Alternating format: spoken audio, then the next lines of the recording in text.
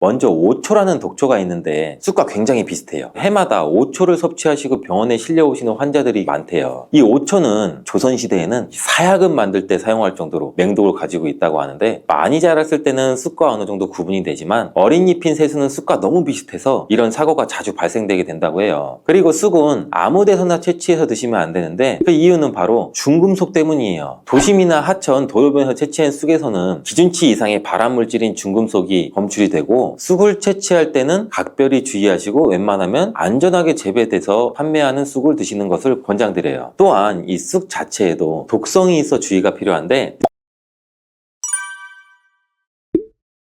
쑥은 잘못 먹었다가 맹독 때문에 응급실로 실려갈 수도 있어요. 얼마 전에 시골 마을에서 쑥 때문에 한바탕 큰 소동이 있었는데 마을 사람 7명이 쑥을 먹고 응급실에 실려갔던 일이에요. 도대체 왜 그들은 응급실에 실려간 걸까요? 봄이면 향긋한 향과 쌉싸름한 맛으로 많이들 드시는 쑥이 사실 정말 잘 알고 드셔야 한다는 건데, 잘못 알고 드시면 이 마을 사람들처럼 응급실에 실려갈 수도 있어요. 그럼 지금부터 쑥 드실 때 주의할 점, 그리고 쑥을 드시면 안 되는 분들, 쑥과 함께 드시면 안 되는 음식, 쑥의 효능, 쑥과 함께 드시면 보약이 되는 음식, 어떤 것이 있는지 쑥을 건강하게 드시는 방법까지 알려드릴게요.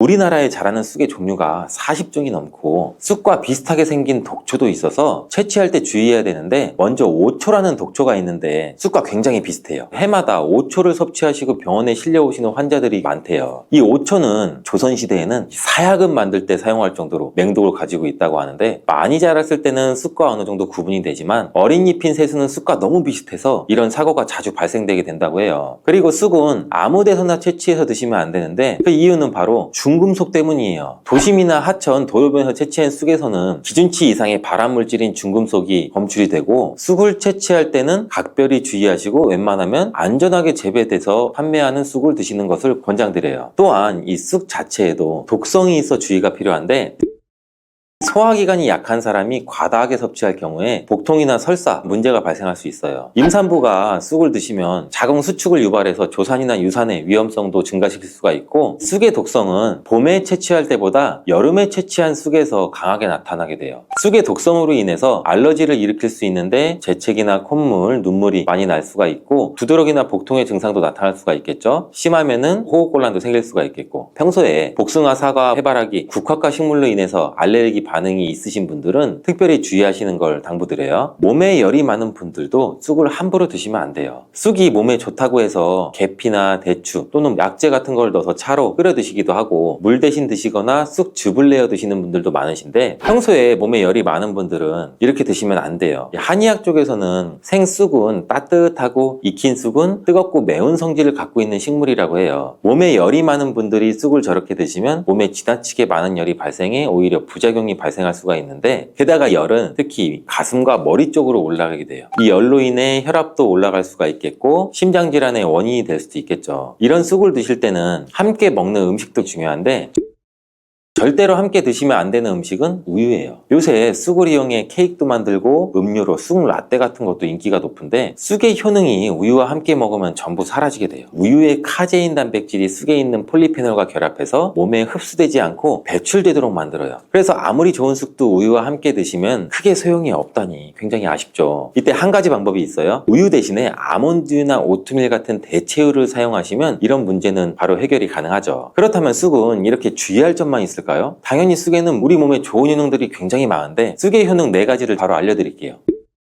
첫 번째, 쑥의 효능은 염증 제거에 탁월한 효능을 발휘해요. 쑥은 예로부터 약초로 많이 사용돼서 왔고, 현대 한의학에서도 쑥은 약재로 많이 사용되고 있죠. 특히 쑥은 민간요법으로 상처에 붙여 감염을 방지하거나 우리 혈관 내의 염증을 제거하는 데도 사용되고, 이러한 쑥의 사용법은 과학적으로도 올바른 방법으로 또 인정을 받고 있어요. 이러한 항염증 효능은 쑥에 함유된 타닌 성분 때문인데, 타닌은 몸속에 유해물질을 배출하는 데 도움을 주고 쑥 특유의 떫은 맛을 내는 역할도 해요. 항염, 항알러지 작용으로 아토피와 같은 알러지 체질을 개선하는 데도 도움을 줄 수가 있고, 우리 혈액 정화 작용을 해주는 클로로필 성분이 풍부해서 혈관 내에 나쁜 콜레스테롤을 흡착해서 배출해줘서 혈액순환도 원활하게 해주죠. 이뿐 아니라 클로로필은 혈액 내에 해로운 병균을 제거해주는 백혈구의 수를 늘려 염증을 억제하는 데 탁월한 효능을 발휘해줘요. 두 번째 쑥의 효능은 당뇨 개선에도 탁월하죠. 쑥에는 이눌린이라는 수용성 식이섬유가 풍부한데, 이 성분은 장에서 포도당의 흡수를 느리게 만들고 식후에 혈당이 급격히 오르는 것을 예방합니다. 예방해주죠. 건강한 성인을 대상으로 한 최근의 연구에서는 이들이 쑥 추출물을 먹고 난 후에 식후 혈당이 눈에 띄게 낮아진 결과를 확인할 수 있었대요. 그리고 클로로겐산이라는 성분이 많아서 간에서는 포도당의 합성을 억제하고 근육에서는 포도당의 이용을 촉진을 해서 혈당 조절에 큰 역할을 해준다고 해요. 실제 연구에서도 클로로겐산은 공복 혈당과 당화혈 색소가 크게 낮아지고 인슐린 감수성이 높아진 사실도 밝혀졌어요. 근데 이 두 가지 성분보다 훨씬 더 중요한 성분이 있는데 그건 바로 시네올이라는 성분이에요. 이 시네올이 혈당 조절에 결정적인 역할을 하는데 췌장의 베타서포를 자극해서 인슐린 분비를 촉진시켜주고 말초 조직에서는 인슐린의 감수성을 높이는 역할을 해요. 시네올 말고도 쑥에는 이눌린, 클로로겐산, 폴리페놀 등 여러 생리활성 물질들이 복합적으로 작용해서 당뇨를 개선하는 효과를 나타내는 거예요. 세 번째 쑥의 효능은 몸을 따뜻하게 해주는 역할을 하죠. 당뇨 개선에도 도움을 주는 시네올은 특유의 향을 내며 몸을 따뜻하게 해주는 효과가 있어요. 시네올은 혈액순환을 촉진하고 면역력을 강화하는 데도 도움을 주고 특히 이 손발이 찬 수족 냉증을 개선하는 데도 효과적이죠. 신진대사를 원활하게 해줘서 생리통, 생리불순 등 여성질환을 완화시키는 데도 큰 역할을 해주죠. 쑥의 따뜻한 성질이 혈액순환을 촉진하고 자궁의 기능도 강화해주기 때문이에요. 네 번째 쑥의 효능은 장을 건강하게 해서 변비를 예방하고 소화불량을 해결하는 데 도움을 줄 수 있는 거죠. 이 쑥에는 시금치보다 무려 3배나 많은 식이섬유를 갖고 있어서 장운동을 촉진시키고 변비나 숙변 제거에도 탁월해요. 또한 시네올은 위장점막의 염증도 완화하고 위장 내 유해균을 제거해서 소화장애도 예방하는 데 도움을 주죠. 그리고 쑥에 함유된 비타민 A는 우리 장에 있는 점막도 보호해주고 장 건강을 유지하는 데 도움을 줘서 항산화 작용이 뛰어난 비타민 C도 장내 유해균을 제거해주고 장내 환경도 건강하게 해줄 수가 있죠. 평소 소화가 잘 되지 않는 분은 쑥을 섭취하셔서 답답하고 더부룩한 증상을 해결하면 정말 좋겠죠. 근데 쑥을 드실 때 쑥만 드시는 게 아니잖아요. 다른 음식들과 같이 드시는데 쑥도 궁합이 맞는 음식이 따로 있다는 거 제가 지금 알려드릴게요.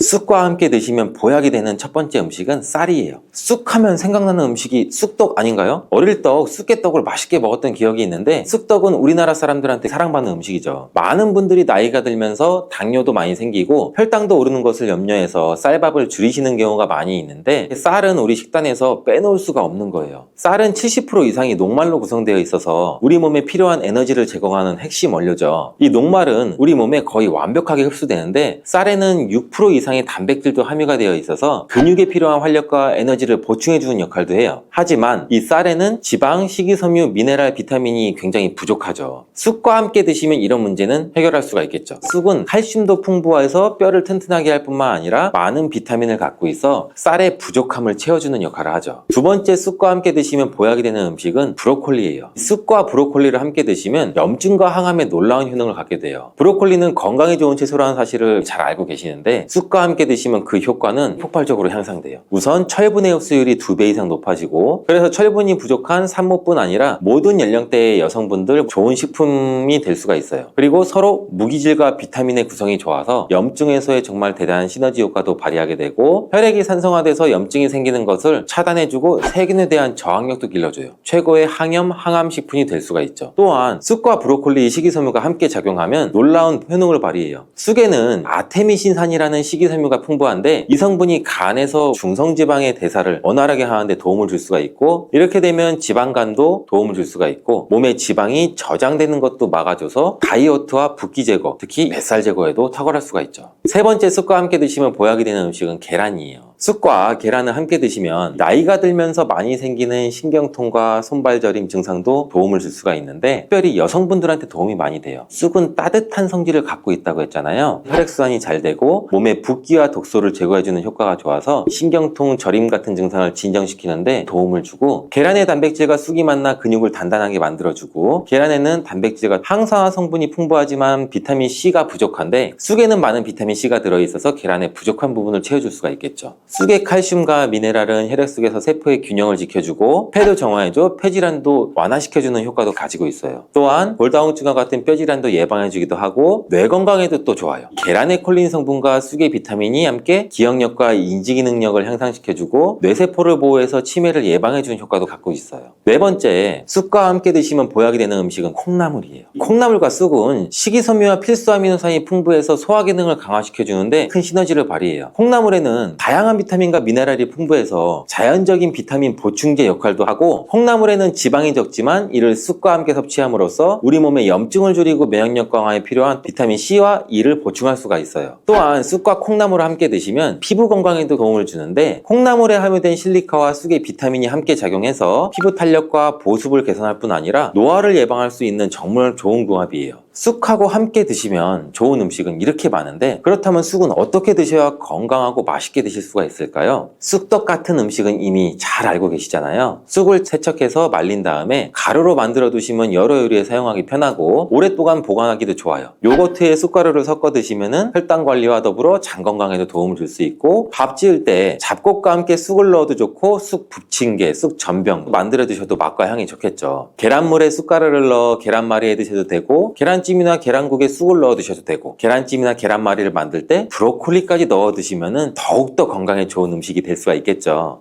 팥하면 생각나는 음식이 있으신가요? 저는 사람들이 평소에 팥을 많이 안 먹는다고 생각했는데 의외로 팥이 들어간 음식이 많이 있더라고요. 팥에 함유된 강력한 항산화 성분인 안토시아닌이 혈관 내 활성산소를 제거해주기 때문에 혈관 세포 손상을 예방해줄 수가 있기 때문인데요. 또 이 안토시아닌은 혈관 내에 생기는 염증을 줄여서 염증성 질환에도 좋은 효과가 있고요. 그리고 나쁜 콜레스테롤 수치를 줄여주는 효과가 있어서 고지혈증 예방에도 도움이 되며 심장질환의 위험도 줄이는데 큰 효과가 있습니다. 자, 이렇게 좋은 팥도 드실 때 주의사항이 있는데요. 과하게 많이 드시면 팥의 이뇨작용 때문에 몸에 무리를 줄 수가 있습니다. 그래서 이를 방지할 수 있는 방법을 하나 알려드릴게요.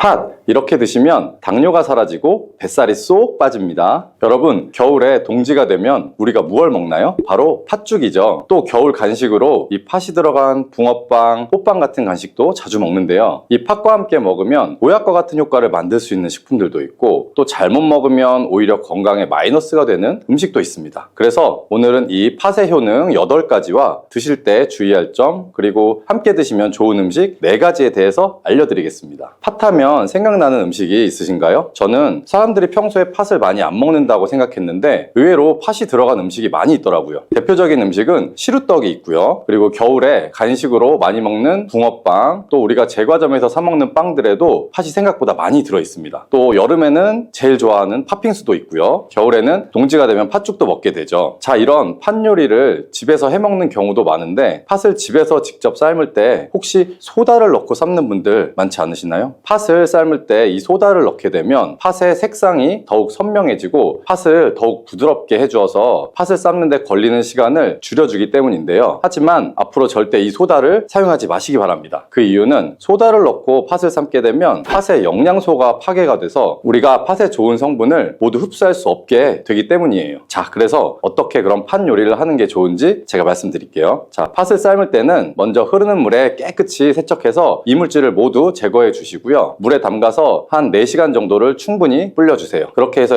불린 팥을 물에 넣어서 삶아주시면 붉은색의 팥 삶은 물이 생기죠. 이 팥 삶은 물이 건강에 정말 좋다는 사실 알고 계실까요? 그 이유는 팥에 들어있는 사포닌이라는 성분 때문인데요. 간혹 팥 삶은 첫 물에는 팥에 독소가 있어서 버려야 한다는 분들이 계시기도 하는데요. 이는 잘못된 정보입니다. 왜냐하면 팥 삶은 첫 물에 이 사포닌 성분이 가장 많이 들어있기 때문에 이거를 버리지 마시고 따로 담아두었다가 하루에 한두 잔씩 차로 드셔보시면 아주 좋아요. 자, 그럼 이제 팥의 효능에 대해서 말씀을 드릴 건데, 자, 첫 번째는 혈관 건강에 많은 도움이 된다는 겁니다. 앞에 말씀드린 팥물은 혈관 청소부라는 별명이 있을 정도로 혈관을 깨끗하게 해주는 효과가 있습니다. 그 이유는 팥에 함유된 강력한 항산화 성분인 안토시아닌이 혈관 내 활성산소를 제거해주기 때문에 혈관 세포 손상을 예방해줄 수가 있기 때문인데요. 또 이 안토시아닌은 혈관 내에 생기는 염증을 줄여서 염증성 질환에도 좋은 효과가 있고요. 그리고 나쁜 콜레스테롤 수치를 줄여주는 효과가 있어서 고지혈증 예방에도 도움이 되며 심장질환의 위험도 줄이는데 큰 효과가 있습니다. 이뿐 아니라 조선시대 기록에 보면 이 팥물로 세안을 했다는 기록이 있습니다. 팥물로 세안을 하면 피부에 노폐물을 제거하는 데도 좋고 피부를 맑고 건강하게 해준다고 하네요. 비누가 없던 시절에 이 피부 건강을 위해 사용했던 선조들의 지혜가 정말 놀랍지 않나요? 자, 팥의 효과 두 번째는 당뇨병의 개선에 도움을 주는 겁니다. 2014년에 발표된 한 연구에서 팥을 섭취할 때 2형 당뇨병 환자 환자의 혈당 수치와 인슐린 저항성이 개선된다고 도움이 되는 것으로 보고가 됐었습니다. 이 연구에서는 약 4주 동안 매일 팥을 섭취하게 했는데 당뇨 환자들의 공복 혈당 수치가 무려 평균 19.5%가 감소하였고 인슐린 저항성 또한 줄어든 것으로 나타나서 당뇨가 있거나 혹은 당뇨 예방에 필요하신 분들은 꼭 팥을 꾸준히 드셔보시기를 한번 권해드립니다. 자, 그리고 세 번째 팥의 효능은 몸에 부종을 제거하고 다이어트에 도움을 주는 겁니다. 자, 잘 보세요. 다이어트 하시는 분들 많으실 텐데요. TV에서 연예인들이 이 팥으로 다이어트를 해서 효과를 봤다고 했던 적도 있었고요. 한의학 책 중에 본초강목이라는 책에 보면 팥을 오랫동안 먹으면 여위고 마르기 때문에 살찐 사람이 먹는 것이 좋다라는 내용이 나옵니다. 그래서 우리가 밖에 일반 한의원에서 다이어트 처방을 할 때도 이 팥을 쓰는 경우들이 종종 있는데요. 그 이유는 바로 팥에 들어있는 칼륨 때문입니다. 팥에는 쌀의 10배 이상 그리고 바나나의 약 4배 이상의 아주 고함량의 칼륨이 들어있는데요. 이 칼륨이 몸 안에 나트륨 배출을 도와주기 때문에 당뇨 환자들의 신장 부담을 줄일 수가 있고요. 또 혈압 상승을 억제해주는 효과도 있습니다. 또한 이뇨작용이 있기 때문에 이를 통해서 몸의 부종을 줄여줄 수가 있는 거고요. 그래서 우리가 보통 이제 물살이라고 부르는 체질들이 있죠. 좀 잘 부으면서 살이 잘 찌는 분들인데 이런 분들이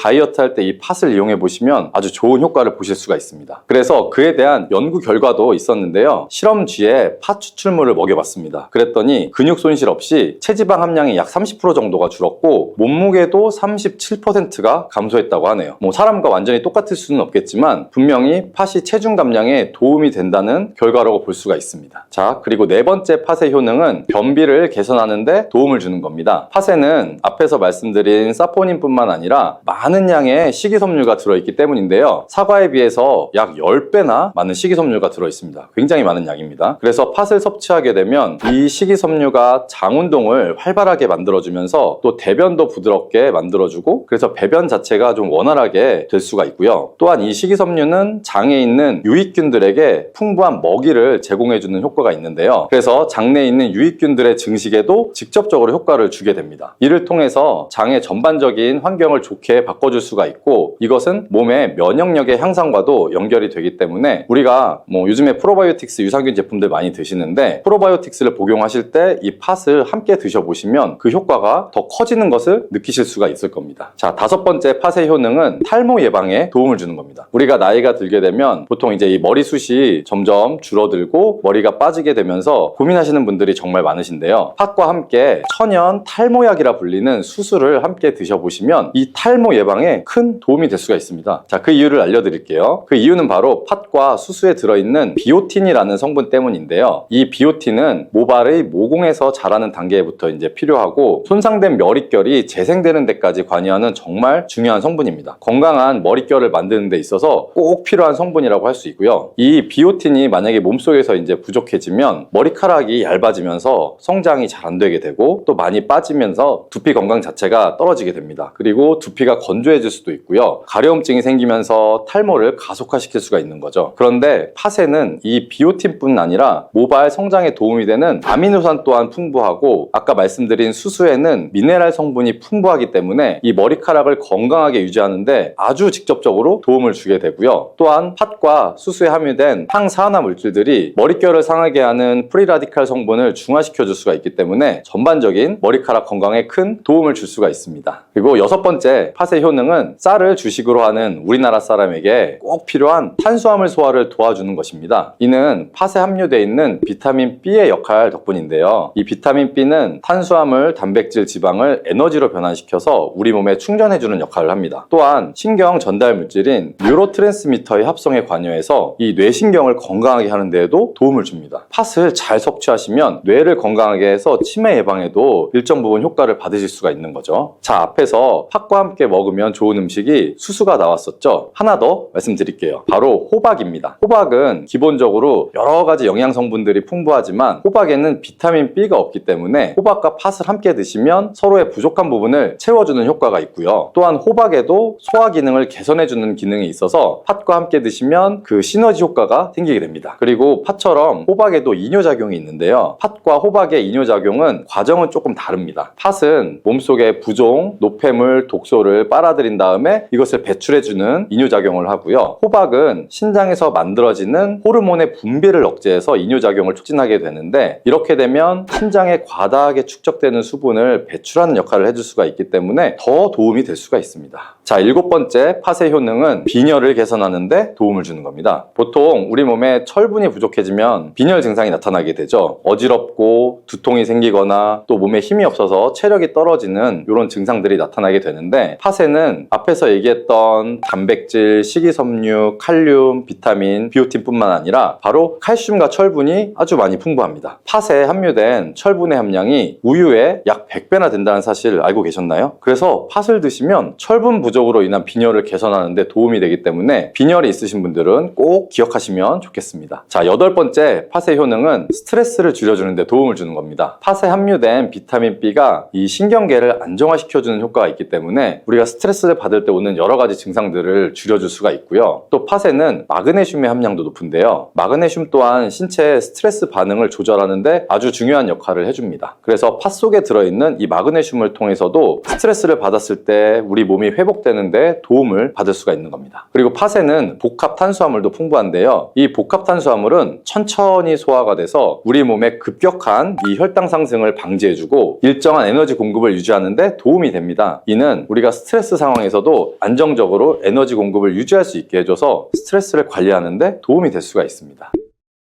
자, 이렇게 좋은 팥도 드실 때 주의사항이 있는데요. 과하게 많이 드시면 팥의 이뇨작용 때문에 몸에 무리를 줄 수가 있습니다. 그래서 이를 방지할 수 있는 방법을 하나 알려드릴게요. 바로 찹쌀과 함께 드시는 겁니다. 팥죽을 끓일 때 찹쌀을 넣어서 함께 죽을 만드는 경우도 있고, 또 이 쫄깃한 찹쌀로 경단이나 새알을 만들어서 넣어 먹는 경우도 있죠. 이 선조들의 지혜가 참 정말 놀라운데요. 이렇게 찹쌀과 팥을 함께 드시면 팥 때문에 몸 안의 수분이 과하게 빠져나가는 것을 이 찹쌀 이 막아주는 효과가 있어 문제가 생기지 않게 도와주는 겁니다. 다만 팥은 좀 찬 성질이 있기 때문에 장이 좋지 않은 분들이 이 팥물을 많이 드시거나 하면 소화불량, 복부팽만, 복부의 통증을 일으킬 수가 있기 때문에 주의하시면서 조금씩 드셔보시는 게 좋고요. 이런 점이 혹시 불편하거나 하신 경우에는 바로 생강이랑 함께 드셔보시면 이 불편함을 줄여줄 수가 있습니다. 왜냐하면 생강은 따뜻한 기운이 있기 때문에 이 생강의 따뜻함이 팥의 차가운 기운을 중화시켜서 장에 무리를 덜 주게 되고,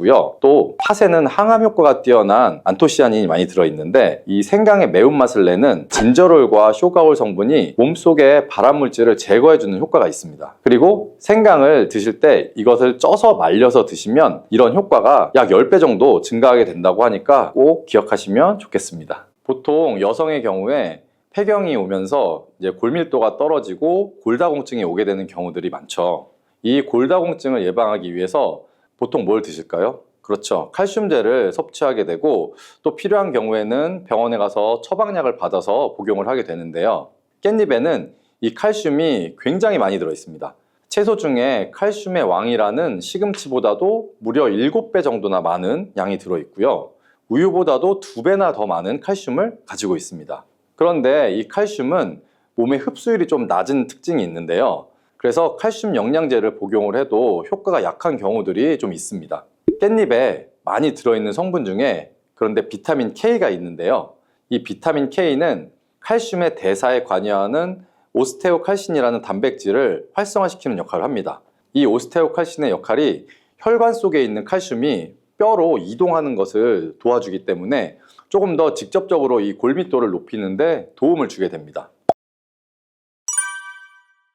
여러분, 깻잎은 이렇게 드셔야 치매가 예방이 되고 뼈가 튼튼해집니다. 식탁 위에 명약이라는 깻잎, 우리가 고기 쌈 싸 먹을 때도 먹고 깻잎 찜으로도 먹고 그리고 깻잎 장아찌로도 먹고 아주 여러 가지 방법으로 많이들 드시고 계시죠? 이렇게 우리나라에서는 많이 먹는 깻잎인데 외국에서는 아무도 먹지 않는다는 사실 알고 계신가요?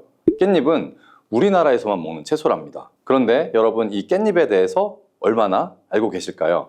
저희 어머니가 7순이 넘으셨는데 평생 그렇게 깻잎을 많이 드셨지만 깻잎이 얼마나 좋은지는 잘 모르시더라고요. 그래서 오늘 이 깻잎의 8가지 효능과 세척, 그리고 보관법, 그리고 먹는 방법까지 깻잎의 모든 것을 완벽하게 알려드릴게요. 나이가 들면서 기억력도 떨어지고 깜빡깜빡할 때가 많아서 혹시 치매 증상이 아닌가 하고 걱정하시는 분들이 있을 텐데요. 이제 이런 걱정을 줄여드리겠습니다. 바로 깻잎의 첫 번째 효과가 치매 예방이기 때문입니다. 깻잎에는 치매 예방 효과뿐만이 아니라 항산화 작용, 항염증에 효과가 있다고 알려진 로즈마린산 성분이 아주 많이 함유가 되어 있습니다. 이 로즈마린산은 다양한 식물에서 발견되는 생화학적인 화합물인데 1958년 이탈리아 과학자가 허브 식물인 로즈마리에서 처음으로 발견을 해서 로즈마린산이라는 이름을 붙였습니다. 이 로즈마린산은 폴리페놀의 일종으로 깻잎에는 1g당 76mg의 로즈마린산이 들어있어서 로즈마리보다 약 7배나 많은 것으로 알려져 있습니다. 굉장히 많은 양이죠.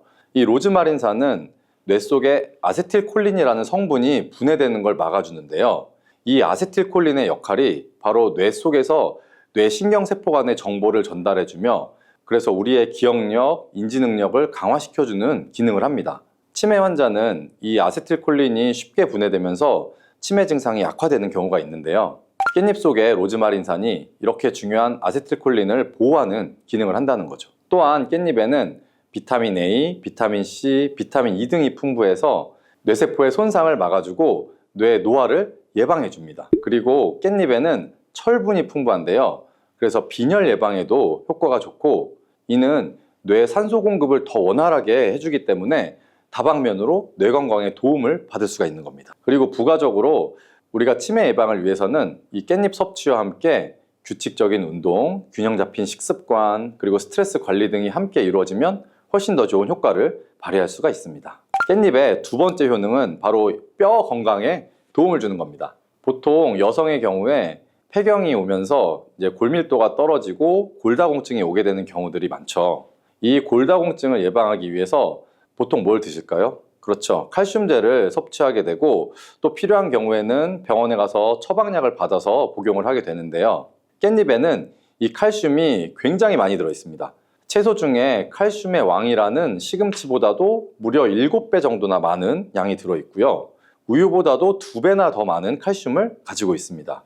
그런데 이 칼슘은 몸의 흡수율이 좀 낮은 특징이 있는데요. 그래서 칼슘 영양제를 복용을 해도 효과가 약한 경우들이 좀 있습니다.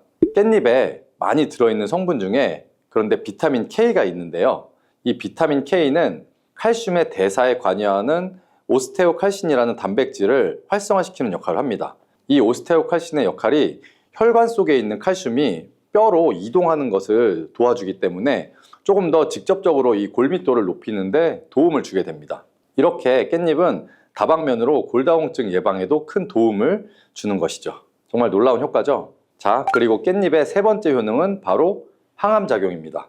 깻잎은 강력한 항암작용의 효과가 있습니다. 바로 깻잎에 들어있는 파이토케미컬이라는 성분들 때문인데요.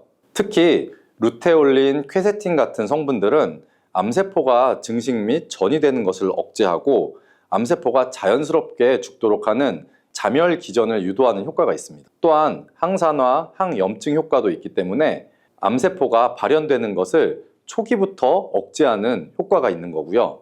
임상 연구에서 특히 이 파이토케미컬들이 위암이랑 유방암에서 직접적으로 암세포의 성장과 증식을 억제하는 효과를 보여주었습니다. 또한 골류감에 있어서도 큰 억제 효과가 있는 것으로 보고가 되었고요. 자, 이렇게 항암작용이 있는 깻잎 꼭 기억하시고 암 예방에 많은 도움 받으시길 바랍니다.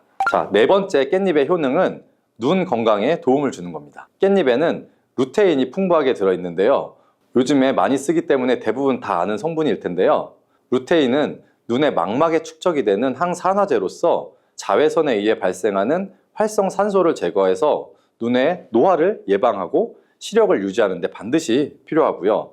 또한 루테인은 눈의 황반을 구성하는 성분으로 황반변성이나 백내장 같은 안구 질환을 예방하는 데도 아주 필수적입니다. 또 깻잎에는 이 루테인 말고도 베타카로틴도 풍부한데요. 베타카로틴은 비타민 A의 전구체로 눈의 점막을 보호하고 야맹증을 예방해주며 항산화 작용과 함께 눈의 피로 해소에도 큰 도움이 됩니다. 이렇게 깻잎이 눈의 노화 방지와 기능 유지에 큰 도움을 준다는 점 꼭 기억하시면 좋겠습니다. 자, 다섯 번째 깻잎의 효능은 바로 소화기능 촉진입니다. 깻잎 100g에는 식이섬유가 약 4g 정도가 들어있는데요. 이 풍부한 식이섬유가 장 운동을 촉진해주고 변비를 예방할 뿐만 아니라 소화 기능을 돕는 데 큰 역할을 하게 됩니다. 또한 깻잎의 이런 효과는 음식물을 빨리빨리 움직이게 해서 음식물이 장에서 오래 머물지 않게 해주는데요. 음식물이 장에 오래 머물게 되면 들어보신 적이 있을 수도 있는데요. 담적병이라는 것이 생길 수가 있습니다. 바로 담적, 독소가 생기면서 전반적인 소화장애, 그다음에 팽만감, 복통 등이 유발이 되고 위장 간의 순환을 저해하게 되는데요. 깻잎의 식이섬유들이 이 담적병을 예방하는 데도 도움을 줄 수가 있는 겁니다. 자, 6번째 깻잎의 효능은 강력한 항균 기능입니다. 여러분, 깻잎에는 그 특유의 향이 있죠. 이 특유의 향을 내는 것이 페릴알데하이드, 페릴케톤 등의 성분 때문인데요. 이 성분들이 바로 세균과 바이러스를 억제하는 항균 작용을 하게 됩니다. 또한 깻잎에 많이 함유된 로즈마리산도 강력한 항균 작용을 하는데요. 이를 통해 다양한 감염을 예방하는 효과를 가지고 있어서 몸의 건강을 유지할 수가 있습니다. 자, 이제 마지막으로 깻잎의 효능은 면역력 강화와 조절입니다. 대표적인 항산화 물질인 베타카로틴이 깻잎에 풍부하기 때문에 면역력을 높여줄 수가 있고요. 또한 깻잎에는 비타민 A, 비타민 C도 풍부한데요. 이 비타민들은 백혈구의 활성화를 도와줍니다. 그리고 앞에서 얘기했던 루테올린과 이 퀘세틴 성분은 염증 매개체의 분비와 몸에서 히스타민이 방출되는 것을 억제해 줄 수가 있기 때문에 면역계가 과활성화되면서 나타나는 콧물, 재채기, 그리고 피부의 가려움 등의 이런 알러지 증상을 완화시킬 수가 있습니다. 자, 이렇게 좋은 효능이 많은 깻잎인데요. 깻잎도 드실 때 주의하셔야 할 분들이 있습니다. 깻잎에는 다른 좋은 성분들과 함께 칼륨 또한 함유량이 높기 때문인데요. 그래서 신장이 약하신 분들이 이 깻잎을 많이 드시면 신장에 무리를 줄 수가 있기 때문에 과잉 섭취는 피하시기 바랍니다. 그리고 비타민 K가 풍부하다고 했죠. 바로 이 비타민 K는 혈액을 응고시키는 효과가 있습니다. 그래서 처방약으로 혈전 용해제를 복용하시는 분들이 이 깻잎을 많이 드시게 되면 약의 효과가 약간 떨어질 수가 있습니다. 일상적으로 가볍게 드시는 정도는 크게 무리가 없고 상관이 없지만 과량 드시는 거는 피하시는 것이 좋습니다. 깻잎은 또 하나의 주의사항이 있는데요. 그건 바로 잔류 농약입니다. 국립농산물품질관리원에서 조사를 한 적이 있는데요. 잔류 농약 수치가 깻잎, 상추, 부추 순으로 깻잎이 가장 많게 나왔습니다. 자, 그 이유가 있는데요. 깻잎 뒷면에 보시면 어떻죠? 까칠까칠한 잔털 같은 것들이 많이 있죠. 이 잔털 때문에 농약뿐만이 아니라 다른 이물질, 벌레 알 이런 것들이 잘 달라붙어 있습니다. 그래서 깻잎은 세척이 아주 중요한데요. 자, 세척하는 방법도 알려드릴게요. 깻잎은 흐르는 물에만 그냥 씻으면 절대 안 되고요. 깻잎의 상한 부분이나 검게 변한 꼭지 부분은 반드시 잘라주시고 물에 푹 담가주시는 게 좋습니다. 그리고 여기에 식초를 조금 넣고요. 한 5분 정도 기다려주세요. 그리고 그 후에 깻잎을 한 장씩 떼어내서 흐르는 물에다가 앞뒷면을 잘 씻어주시면 됩니다. 세척이 어렵진 않습니다. 그렇죠? 깻잎은 또한 금방 검게 변하게 돼서 보관하기가 약간 어려운 채소 중에 하나인데요. 그 보관법도 바로 알려드릴게요. 깻잎은 낮은 온도에 약하고 보관할 때 수분이 없으면 금방 시들어 버립니다. 그래서 우리가 이걸 오래 보관할 수 있는 방법은 일단 깨끗이 씻은 깻잎의 물기를 너무 탈탈 털지 마시고요. 혹시 탈탈 터셨으면 지퍼백 안에다가 물을 약간만 넣어주시면 됩니다. 그렇게 해서 깻잎의 꼭지를 아래로 향하게끔 밑으로 넣어주시고요. 그러면 아래쪽에 고인물에 이 깻잎의 꼭지가 살짝 잠기기 때문에 물을 흡수하게 돼서 금방 시들지 않을 수가 있습니다. 그리고 냉장고에 문짝에 세워서 보관을 해주시면 되는데 냉장고의 안쪽은 온도가 상대적으로 낮기 때문에 안쪽보다는 바깥쪽 문에 보관하시는 것이 깻잎을 조금 더 오래 보관하실 수가 있습니다. 자, 그리고 깻잎은 먹는 방법이 중요한데요.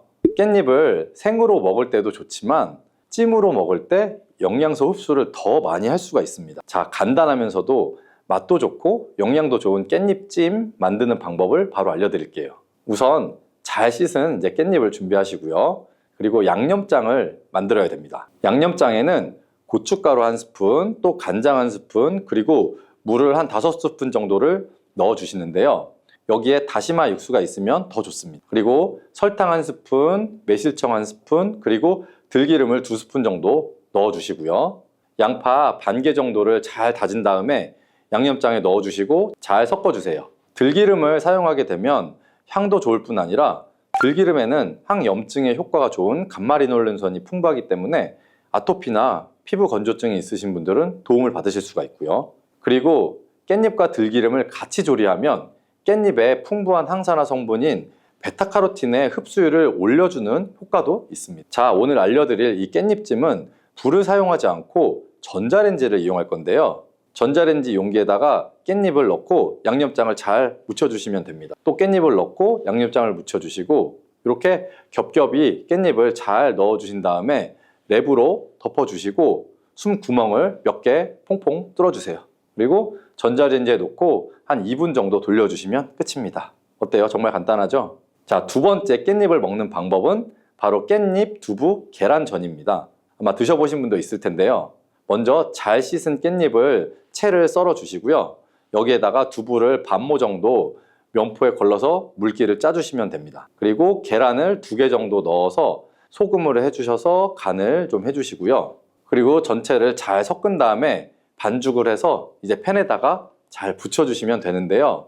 이렇게 같이 먹는 이유가 있습니다. 그 첫 번째는 깻잎을 계란과 함께 먹으면 치매 예방 효과를 극대화시킬 수가 있기 때문이에요. 깻잎에 로즈마린산이 아세틸콜린이 분해되는 것을 막아준다고 했었죠, 앞에서. 계란 노른자 속에 풍부한 콜린이 바로 이 아세틸콜린의 양을 증가시켜서 인지 능력 저하나 기억력 개선을 도와줄 수가 있기 때문이에요. 그리고 두 번째로 두부에는 비타민 D의 함량이 아주 풍부하기 때문인데요. 두부 100g에는 우리가 하루에 섭취해야 되는 비타민 D의 양의 약 40배나 많은 비타민 D가 들어있다고 하네요. 그래서 깻잎의 풍부한 칼슘이 이 두부의 비타민 D와 만나서 흡수율이 극대화되는 것입니다. 이렇게 깻잎을 계란, 두부와 함께 복용하시면 치매 예방과 골다공증 예방에 아주 좋은 음식이 되는 겁니다. 간단하고 영양이 풍부한 깻잎 두부 계란전 꼭 한번 해드셔 보세요. 시금치 속 철분을 토마토처럼 비타민C가 풍부한 음식과 먹으면 좋다고 해서 빈혈이나 당뇨가 있으신 분들이 함께 많이 드시는 경우도 있는데 신장이 약하신 분들한테는 특히 좋지 않은 궁합이에요. 왜냐면 바로 시금치 속에 옥살산이라는 성분 때문인데 옥살산이 혈액 속 칼슘과 만나게 되면 작고 뾰족한 결정 모양으로 체내에 쌓여서 결석을 만들게 되죠. 그렇게 되면 근육통과 근육 경련뿐 아니라 심하면 신장 결석까지 유발시킬 수가 있어요. 또한 시금치의 성분이 토마토의 라이코펜 흡수를 방해하는 작용도 일어날 수가 있어요. 토마토가 슈퍼푸드로 손꼽히는 이유가 바로 이 라이코펜 성분이기 때문인데요. 이 라이코펜은 강력한 항산화 물질이에요. 몸속의 산화 스트레스와 염증도 줄여주고 암을 예방하는 놀라운 성분이죠. 또 라이코펜은 폐암, 전립선암, 유방암과 결장암 등 다양한 암의 예방에 엄청난 효과가 있다고 해요. 혈관은 건강하게 해주고 동맥경화, 심혈관 질환의 예방에 탁월하죠. 하이오즈 주립대학의 연구에 따르면 토마토를 시금치와 함께 드시면 이 기적의 성분인 라이코펜 흡수율이 무려 50%나 감소가 된다고 해요. 토마토와 시금치를 함께 드시면 안 되겠죠. 토마토를 드실 때 숙성되지 않은 초록색 토마토는 주의하시길 바래요. 숙성되지 않은 덜 익은 토마토에는 솔라닌이라고 하는 독성 물질을 함유하고 있는데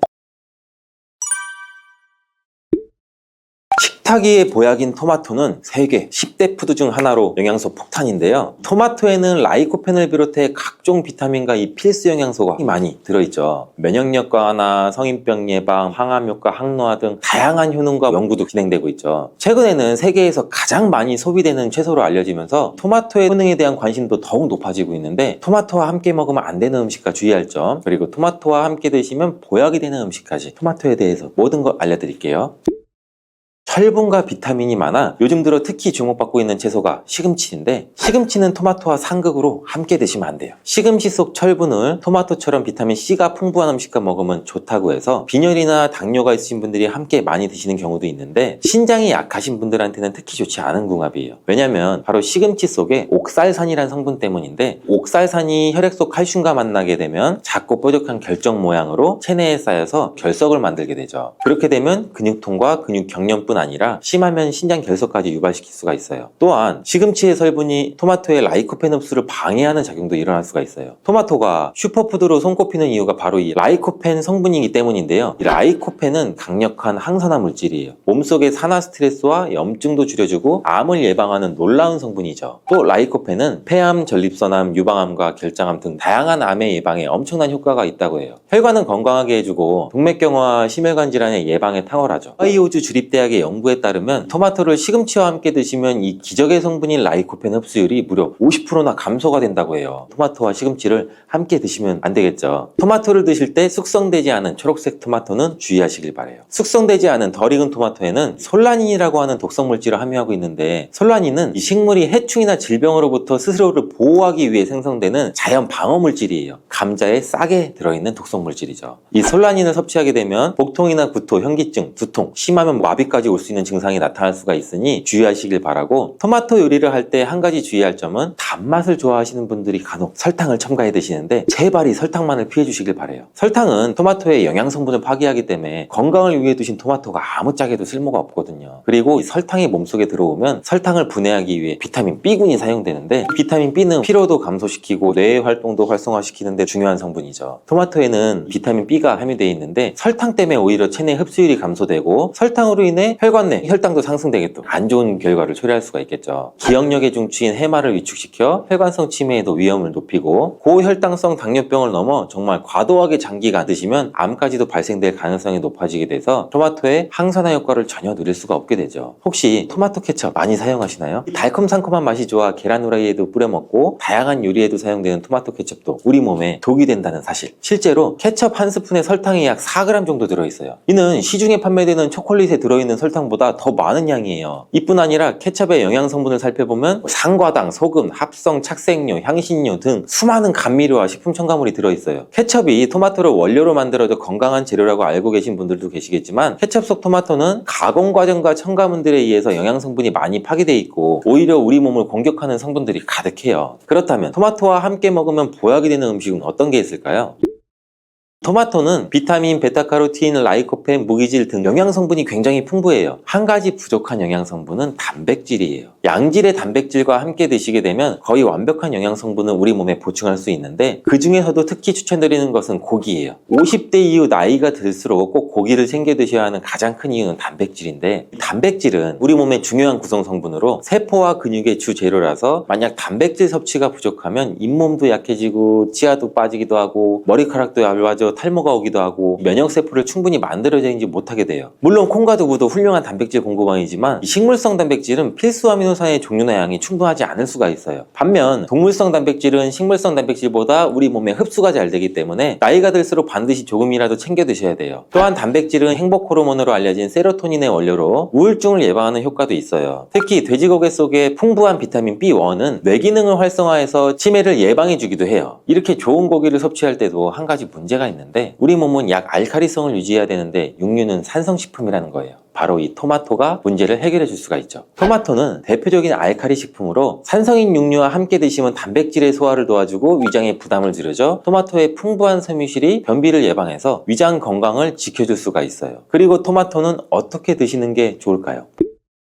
바로 익혀서 드시는 거예요. 토마토를 익혀서 드시게 되면 라이코펜의 체내 흡수율이 10배 이상 올라간다고 해요. 88도의 온도로 2분간 조리를 하면 라이코펜의 흡수율이 6% 상승하고, 15분간 조리하면 17%, 30분간 조리하면 35%의 라이코펜의 흡수율이 상승하는 것으로 알려져 있어요. 이렇게 되는 이유는 토마토에 열을 가하게 되면 세포벽이 파괴되면서 라이코펜이 쉽게 용해가 되기 때문이라고 해요. 이렇게 익히게 되면 토마토의 비타민이 파괴되지 않을까? 걱정되죠? 걱정 안 하셔도 돼요. 다른 채소와는 달리 토마토는 비타민 A와 비타민 C가 풍부한데 가열할 때 오히려 19% 정도나 증가하는 것으로 밝혀졌어요. 익혀 드실 때 한 가지 더 알고 계시면 좋은데, 그것은 바로 기름에 조리를 하면 좋다는 거예요. 라이코펜은 지용성 영양 성분으로 기름에 조리하게 되면 체내 흡수율을 더욱 높일 수 있게 돼요. 토마토 요리를 드실 때 오메가3의 함량이 높은 올리브유와 함께 드시는 것을 추천해드려요. 올리브유 속 불포화 지방산인 올레산은 몸에 해로운 LDL 콜레스테롤을 줄여주고 산화 스트레스를 막아줘 혈관과 신장을 보호해주고 몸에 이로운 HDL 콜레스테롤의 효율도 높여줘요. 또한 올리브유의 항산화 성분인 폴리페놀이 토마토의 라이코펜과 함께 시너지 효과를 나타내어 최고의 항암 음식이 된답니다. 들기름도 참 좋은데 들기름을 조리하실 때는 주의할 점이, 가열하게 되면 산패가 돼서 오히려 건강에 해로울 수 있으니 토마토를 볶을 때 마지막에 넣거나 다 볶은 후에 들기름을 곁들여서 드시기를 바라겠어요. 토마토의 라이코펜은 껍질의 함량이 과육보다 약 5배가 높기 때문에 토마토의 껍질까지 함께 드시는 것이 좋아요. 같은 중량이면 일반 토마토보다는 방울토마토가 더 좋은데 그 이유가 바로 껍질 때문이에요. 일반 토마토보다 방울토마토의 껍질이 훨씬 많기 때문인데 이때 당근과 함께 드시면 시너지 효과가 폭발하는데 토마토에는 라이코펜이 있다면 당근에는 베타카로틴이 있죠. 당근의 특성도 토마토와 비슷한데 익혀서 드실 때 영양성분의 흡수율이 올라가고 베타카로틴 역시 지용성 성분이에요. 그래서 기름과 함께 섭취할 때 체내 흡수율을 높일 수가 있어요. 그리고 주목할 것은 당근과 토마토를 합친 공복에 먹을 때 최고의 항암식품이 될 수가 있어요. 토마토 당근 주스를 만들어 드시면 공복에도 부담 없이 정말 좋은데 만드는 방법도 간단하죠. 토마토와 당근을 적당한 크기로 잘라 올리브유에 살짝 익혀서 믹서기에 넣고 물 한 컵 정도 넣고 갈아서 드시면 되죠. 취향에 따라 소금을 살짝 넣으셔도 되고 이렇게 만든 당근 토마토 주스는 암 예방뿐 아니라 혈관을 건강하게 하는데도 탁월한 효능을 발휘하고 면역력 강화와 피부 미용에도 효과가 좋아요. 토마토는 소금과 잘 어울리는데 토마토에는 콜라겐 생성이 필수적이고 암과 싸워주는 비타민 C가 매우 풍부한데 소금과 함께 드시면 비타민 C와 라이코펜의 흡수율도 높아져요. 문제는